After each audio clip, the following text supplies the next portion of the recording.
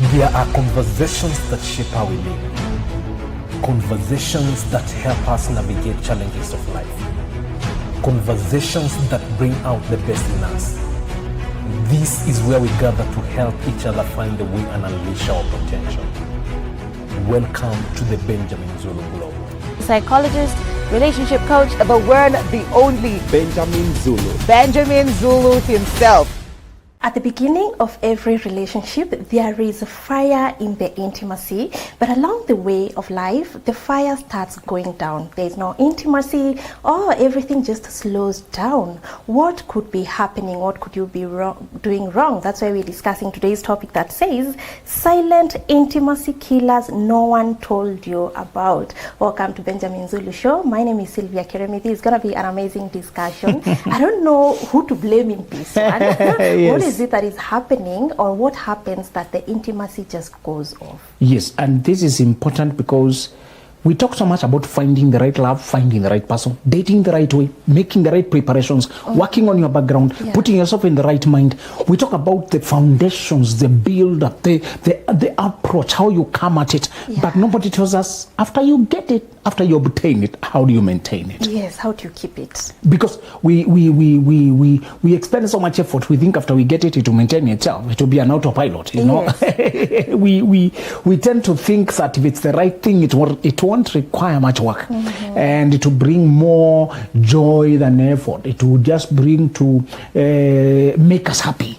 We tend to expect that after we find the right thing, the right person, either they will be doing the right thing or the right thing. We don't actually put up. We don't come there ready to say, do we start the journey now? We even say we settle down. We actually mentally let up our effort.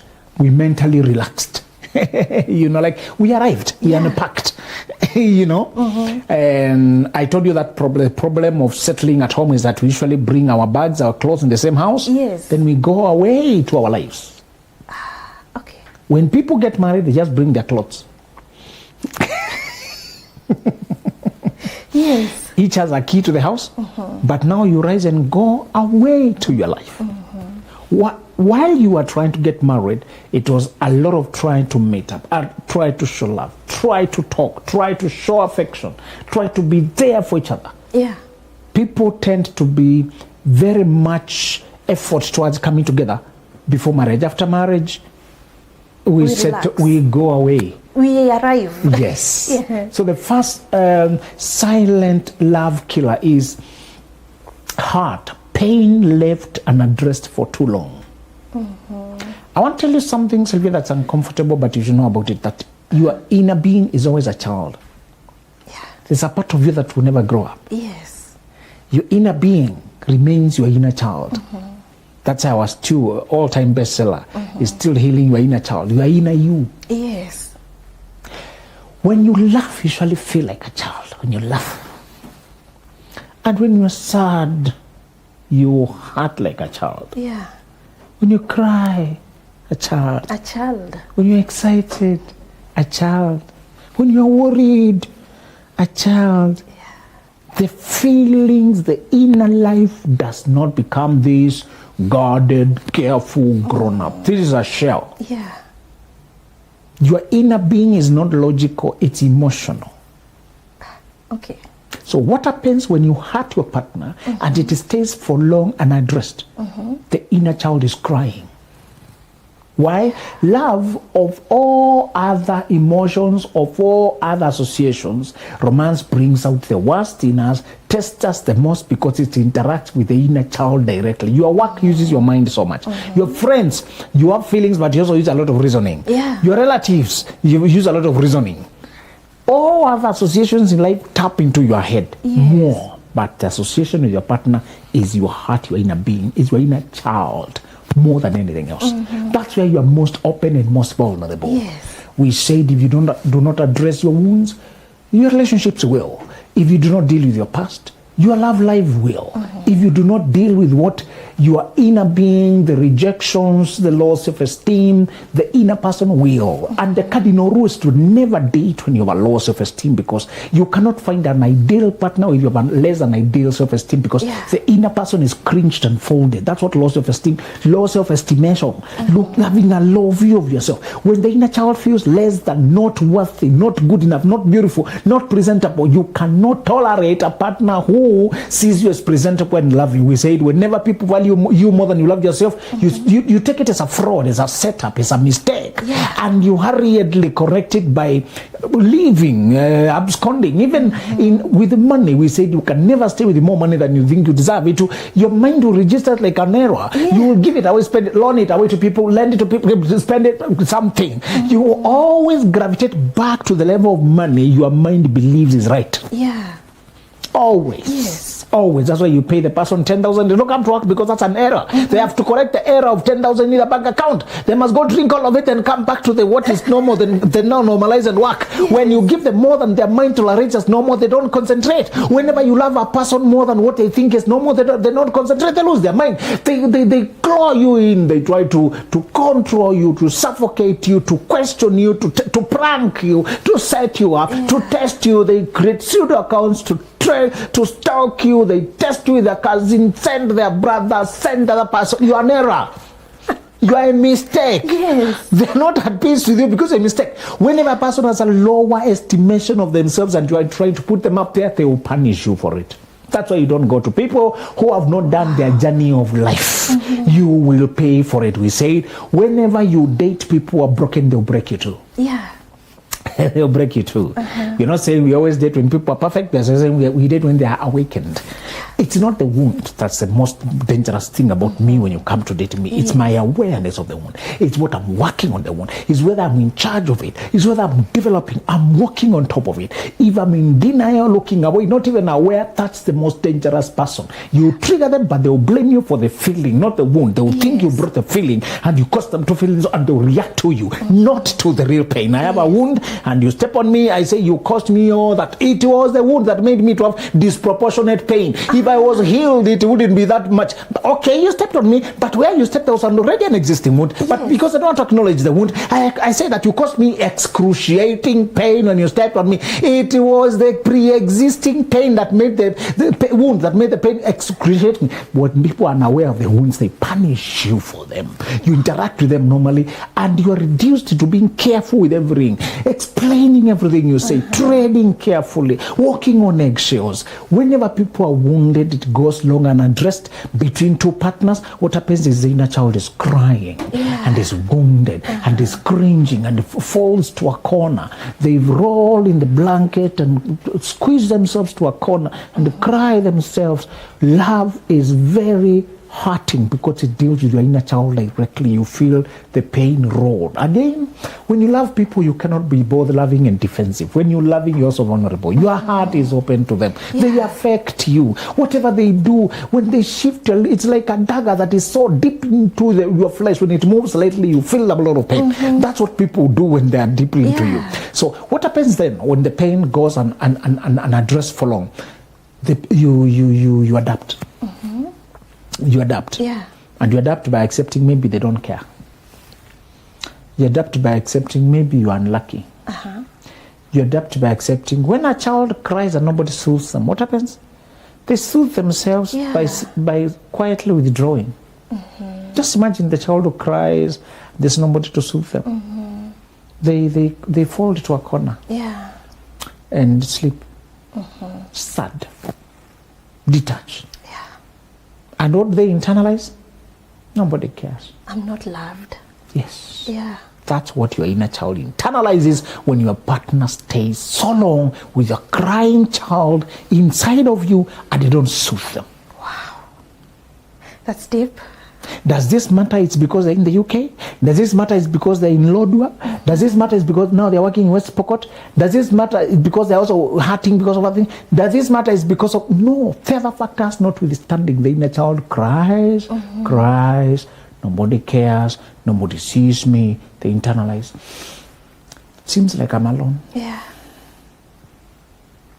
When you cry, yearn for connection, yearn for soothing, for validation. And remember, sometimes what causes children to cry could be a misunderstanding. Yeah, something so simple. What the child cries is subjective. It's not always objective. Yes. Because you tend to be very logical. You should not be hurt about that. It was because that. Yeah. That's not how you reason with a child. When they're in pain, you just soothe them. You shall reason later when they have overcome it. Doesn't matter what caused the pain. So sometimes what causes you hurt could be very personal, where the other person does not see the big deal. Yeah. Listen, the way a person reacts when you are hurt, when they know you're wounded, when they know you're sad, you're disturbed, you are not okay, is the right indicator on whether they should remain in your life or not. A person who can't soothe your inner child is not the right person to establish yourself with. Did we say we often wither because we planted ourselves in the wrong places? We wither in life. There are people who are tired and exhausted and they no longer have energy to go on life. They lost their happiness. They lost their joy. You used to know them. They used to have a spark and an energy and a hope, and they used to talk with open arms and open eyes. They used to have dreams and passion, but now they are withered. Yes. When you meet them, you're like, what happened? You're a shadow of yourself. They blame flu, they blame the current weather, but you can see this, the inner child has recoiled. Yes. They planted themselves with a person who doesn't care about their pain. The moment a person sees you, knows you are hurting, and they sleep as if nothing happened. Yeah. They know you're not okay and they continue enjoying their life. They're saying they're giving you time to get over it. Yeah. And you're not saying that we should manipulate our partners into every time soothing us. It's when you are genuinely hurt and they can see you're not okay. Yeah. But they don't care. They don't care. When you have a person who does not care about your inner child learns that you are alone. And what happens? You settle at a distance. When babies cry, we don't pay attention to them. They settle at a distance. And we don't understand how emotions work. I noticed that my child would have feelings before she knew how to talk. You can see sadness. Yeah. They don't have language yet, but they have feelings already. Yes. And sometimes they feel left out for a very minor thing because you're holding the other child. And they are not used. Very subjective. Yes. They're used to being the one being held, but now there's someone else who's taking their place. Yes, they can be sad, and if you don't notice it, you can lose that child emotionally. Yeah. They start playing by themselves. Long time ago, they used to incorporate you, play, check the ground with you. Children normally want to play within the view of the parent, and they want to come back and touch base, they get changed, get fed, and they talk to you over there. There's a season when, even when they're becoming independent, they need to see you and don't get out of sight. Yeah. Because they're exploring the world, which is a safety point. But when they don't feel wanted by you, they stop checking too much. You realize it's been a while, you don't know where they are. Yeah. You check, they've just sat somewhere to play by themselves. They may not show on the face, but when you know your child, you know they're not happy. Yeah. And you have to add one and one. Realize it's because they feel I'm holding someone else.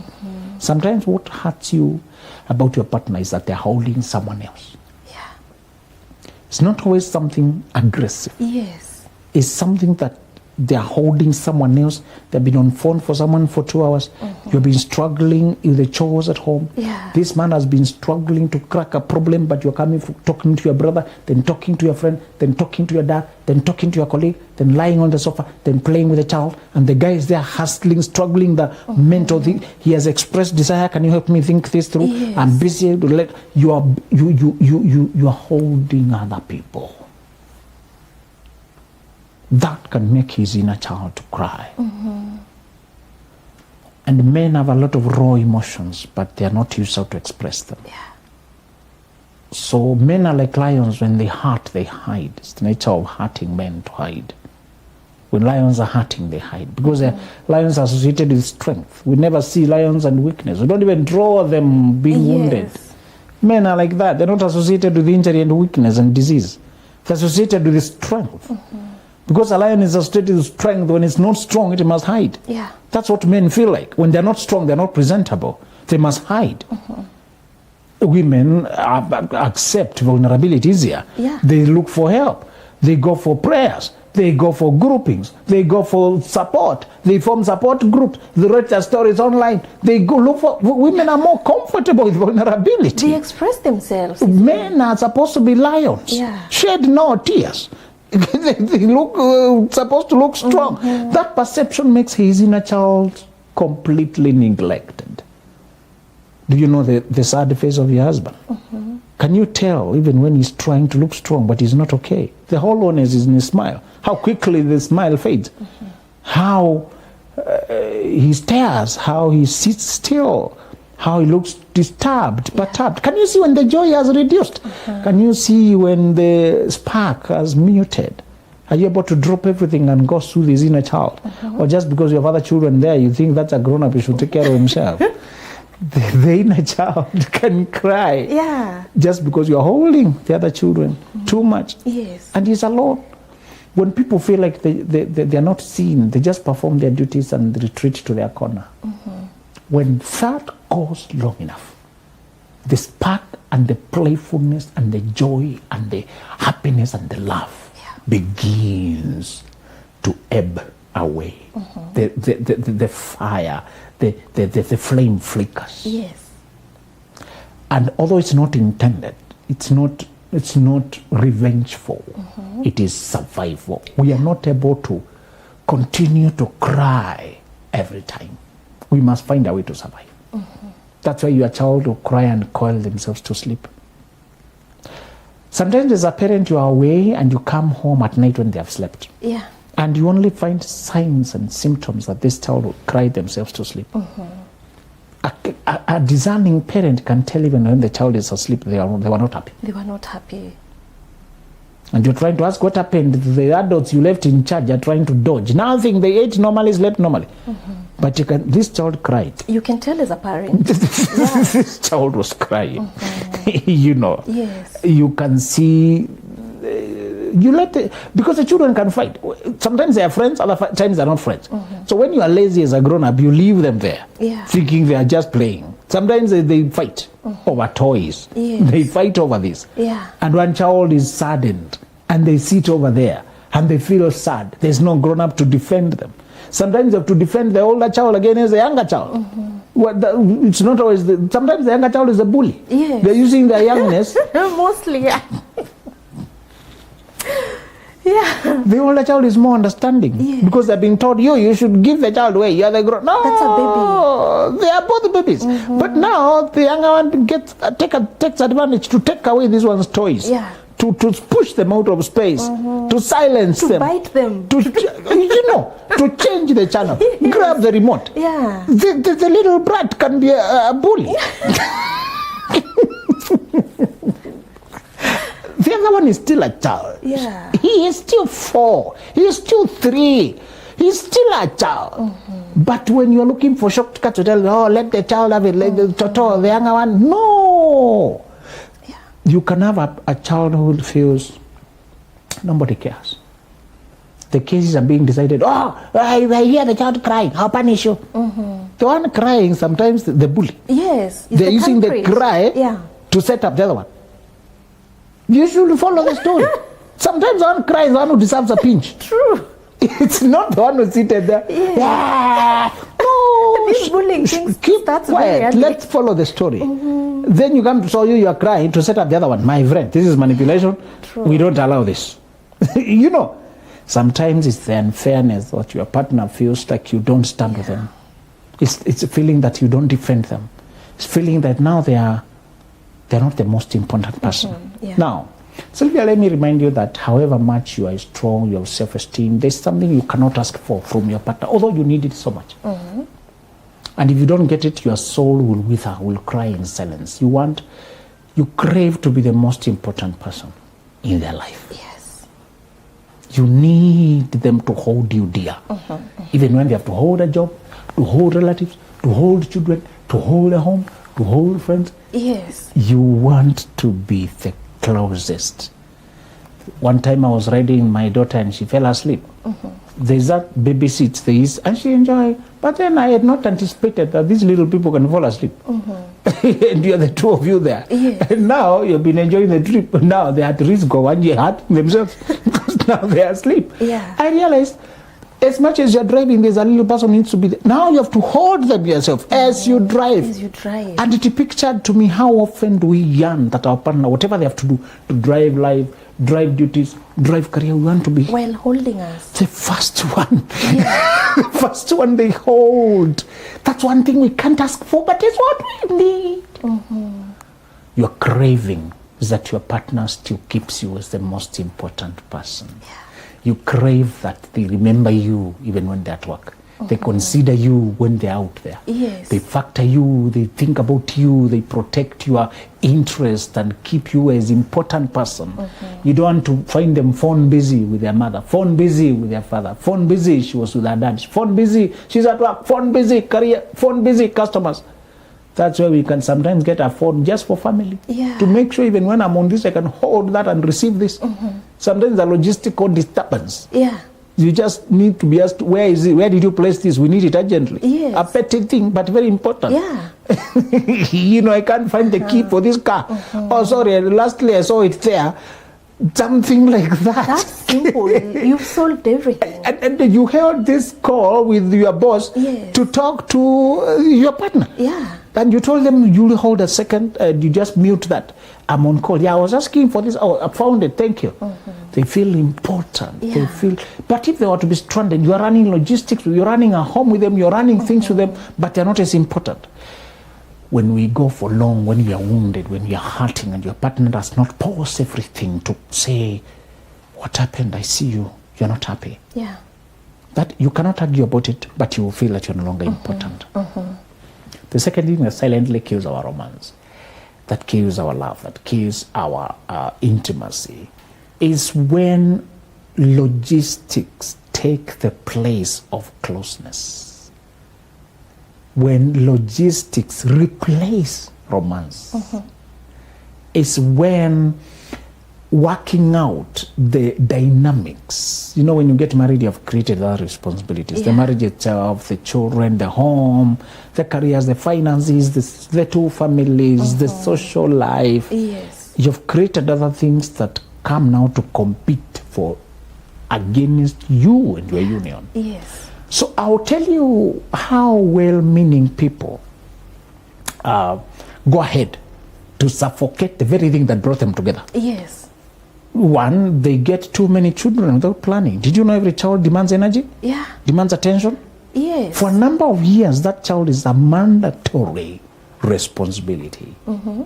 So if people don't balance how committing and involving their careers are, and they just say, I would like 4 children, but your job is military and yours is a nurse. Yeah. It's too much, too strenuous. Military always away. You are single parenting most of the time. Yes. Diplomat, always being shipped around. And you refuse to be shipped around. Yeah. You said you have to be based here. And you have 4 kids. Let's repeat that. Many people never factor how demanding their careers are to balance how many children they can handle. That alone can suffocate the love. Careers are not demanding the same way. Wow. They're not demanding the same way. So we imagine children as a fancy thing. I've always wanted 4 kids. I've always wanted 3 kids. I've always. And you and me 3, 4. What's the me together 5? Okay, 4. 4. There's a lot to factor in. But we are not asking how much will each child require. How much balance will be there for us, energetically, time-wise, presence-wise.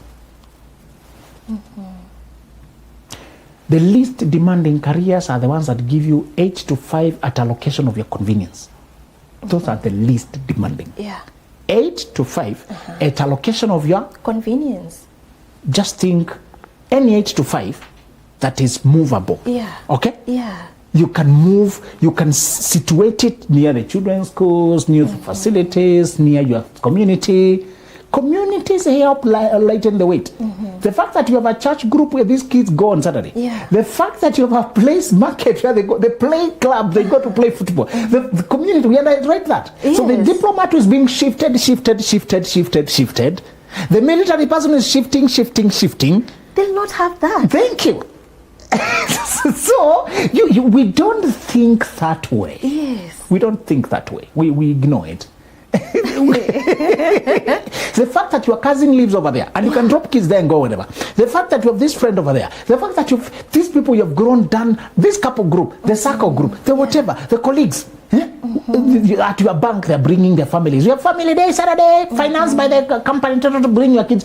You think that's a small thing. Never thought about it that way. Yeah.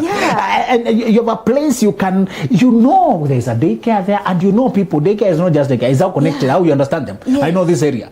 The fact that you have lived in your neighborhood for 5 years, you tend to take it for granted. Until you're planted in a completely new area with your kids and you have to imagine everything and look out for their safety. Yeah. Even if you have to buy milk, who is a genuine seller of milk, you take those things for granted. We do. How many contacts in your phone right now are convenience for where you live, and you can call and get things on your way? 2 kilograms of meat, prepare, I'm picking. You think that's a small thing? We do. The rider, collect this for me. Go get my child from school. Community makes life more bearable. Yes. Now, imagine your careers make community impossible. Just impossible. You are with this job that by nature tosses you around. I've tried 3 years, 5 years. Yeah. It tosses you around. Yes. But because we are typically, I don't know whether it's African or whatever, we tend to say it's a job, what can I do? We don't question our job choices. Yes. We think it's a job, I have no choice. That's where I get my money. We don't prioritize family more than jobs. So I've realized people suffocate and they plant seeds of disaster by not weighing how much demands there is. Careers that deny you community, careers that are not 8 to 5 and they're not a place of your convenience. That's the formula. 8 to 5 and place of your convenience. That tells you business is more demanding than 8 to 5. Yes. Businesses have stages of development. Yes. When they are young, they're like babies. They're more demanding. The more they grow, they have systems. You can delegate things, but the responsibilities and the stakes are higher. There's more at stake. Yeah. But you can now more have 8 to 5 or kind of a thing, more regularity and live at a place of your convenience. Yes. But when you have jobs that are not 8 to 5, and they're not at a place of your choice, that's the worst. If this person is a pilot, air hostess, this person is doing the ship crew thing, this person is doing long transit transport, this person is doing police, this person is doing military, things you did not expect. Medical doctors. Night shifts. Hey. There are jobs that are, you look at it, it's hidden in plain sight and is an enemy of marriage. Yeah. Enemy. They alternate you are day, the other one is night. Where will you ever have your times? Yeah. And we don't think about it. We don't question. Wow. Listen, Sylvia, if you find the person you love, the elements of nature will conspire against you. Jobs will take you the opposite direction. Yeah.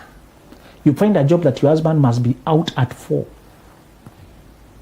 And he goes before you wake up, and he comes when he's all finished and a dead horse. And you're sleeping. It is him who sleeps ahead of other people. Yes. Because he needs to wake up early. Yeah. When you guys are having energy social hour, he's out. Because there's an early day and a long day. Yeah. When people are not doing normal working hours and they can't control the location, that will suffocate logistics, work, demand. Yeah. So I've told you about parenting. Sometimes you don't factor the number of children who can allow us to still be together. We can get more children until we cannot be together. We cannot have time for us. Yeah. A child requires how many years when they're still in your hands? Until they're a teenager. Yeah, true. Honestly, this child until they're somewhere 13 like that, you have to watch over them, watch over them. What? The demands of children take a decade. Each child, Yes. even the quickest growing one, by the time you can go for several hours without checking on them, Yes. or boarding school, anything like that, it will be a decade. So we get in, and one child starts the decade, 2 years later, another starts 2 years later. So we have 3, 4, and they are demanding solid 16 years of divided attention. Yeah. And we are always talking about them and their affairs.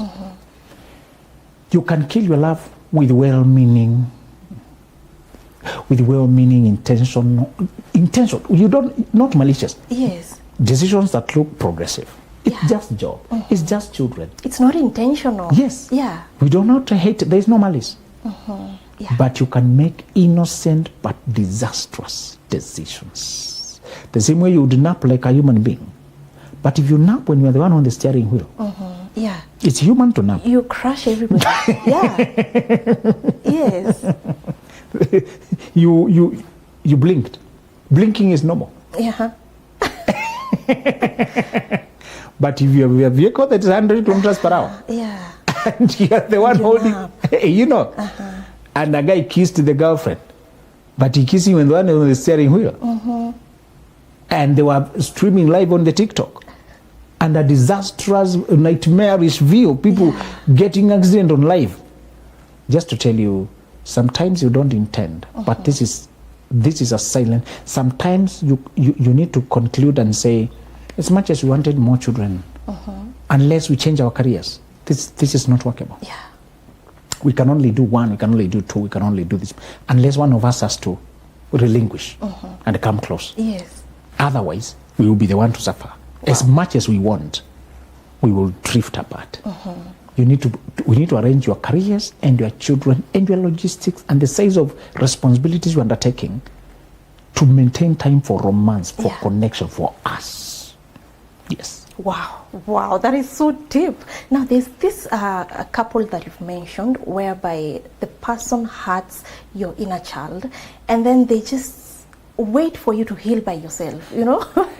Yes. They give you time to heal and they come back to you later. Now, if you have this as a spouse and this keeps happening, how do you resolve this? Let them know that they're suffocating what we have between us. And you can't help it. In one of those your conversations, say, you know, I realize you use avoidance, distance, to let things cool off. But I just want you to know that as much as I may not wish it, but you also, I'm getting used to the idea that you don't care that much. Yeah. And that means I will have to withdraw for survival. And once I withdraw, it will be dryness. It will be logistics. There will no longer be that vibrancy, openness, playfulness, and romantic spark. The romantic spark comes from safety. I can play with you, and if you hurt me, you soothe me. Yes. Wow, amazing. Now, there's this book that is The Lasting Love, a book that is talking about how to find your soulmate without losing yourself. And I want to touch a bit on the 4 stages of marriage. You really like to talk about it because that is what is there, and that is what almost all marriages are experiencing.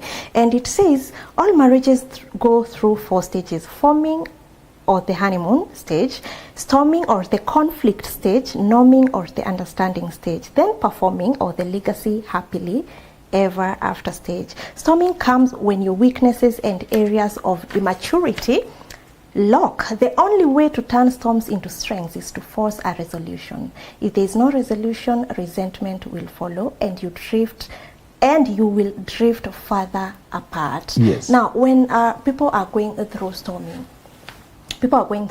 stage, it is not a nice one. There's nothing really good actually you experience there. How do they get back the spark? Yes, you go back to, you fan the flame through dating, through closeness, through more communication, but most importantly through yearning for your partner like you did in the past. Your mind does get reminded, and your mind does get to forget.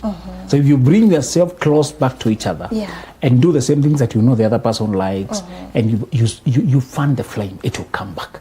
Your mind is trainable. If it had forgotten, retrain it on intimacy, retrain it on intensity, retrain it on affection, Yes. Wow, your mind is capable of forgetting. Yes. Retrain it on intimacy. That's the highlight of the conversation. Thank you so much, our viewers, for being part of this amazing show. Please keep watching. These are shows that you can never go wrong on. And to get Benjamin Zulu's books, go to www.benjaminzuluglobal.com. See you next time. There are conversations that shape how we live. Conversations that help us navigate challenges of life. Conversations that bring out the best in us. This is where we gather to help each other find the way and unleash our potential. Welcome to the Benjamin